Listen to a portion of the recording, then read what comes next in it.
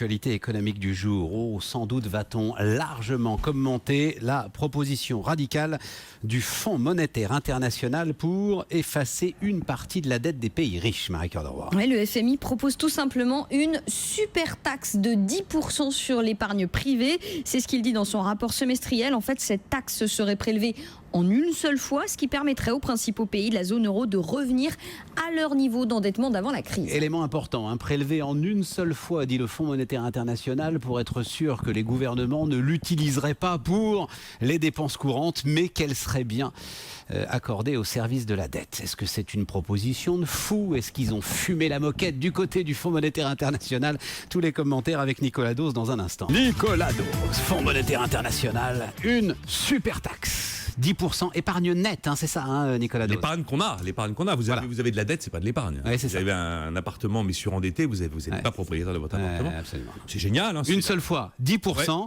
On le fait en une seule fois parce que comme ça, on est sûr que c'est affecté au service de la dette et que ça ne part pas dans les limbes du déficit quotidien. Une seule fois pour revenir au niveau de dette de 2007. C'est pas le Pérou non plus. C'est ça en plus. Extraordinaire. La super flat tax à assiette très très très très très large et à taux bas que tout le monde va payer. 10% taux bas, dites donc. Ah bah si, c'est quand même un impôt à taux bas, 10%. Oui, d'accord. Oui, c'est tout le... Juste, il va s'ajouter à tous les autres, quoi. Donc, voilà, écoutez, tout le monde en rêve. Tout le monde en rêve. Pas tout le monde, les responsables politiques. Après chaque guerre, on a voulu le faire. Les Anglais ont voulu le faire après les guerres de Napoléon. C'était David Ricardo qui avait porté l'idée d'ailleurs. Dites donc. Oui, absolument. Oui, l'âme du libéralisme. Oui, mais quand vous êtes dans la mouise, il faut trouver une solution. Soit vous faites défaut, soit vous spoliez. Il n'y a pas 10 000 solutions. On y pense en France en 1870. Les Allemands ont cette idée-là aussi. Les Italiens le feront en 1914. Les Japonais aussi. Pilotés d'ailleurs par le général MacArthur à l'époque. Ils vont faire une super taxe comme ça qui ira jusqu'à 90% sur l'épargne.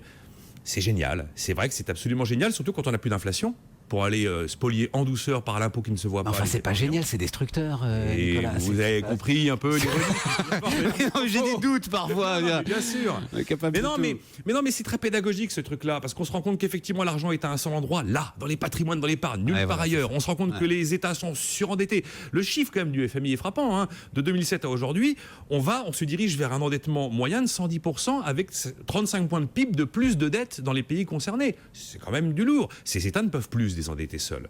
Donc autrefois on avait l'inflation, on ne l'a plus. Il reste une merveilleuse solution, c'est d'aller taper l'épargne. La croissance, non, ça, c'est pas gérable. Enfin, c'est-à-dire, tant que la chape de plomb de la dette sera là, la croissance ne pourra pas redécoller. C'est ça l'idée. À ces niveaux de dette, il vous en faut des années de croissance.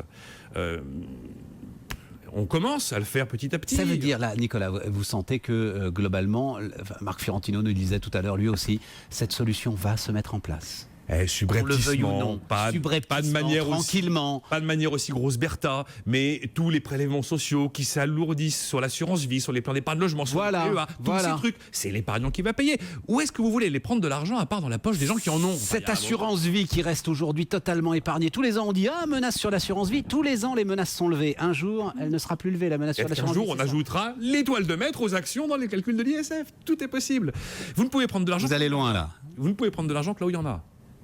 Il est 9h moins 10.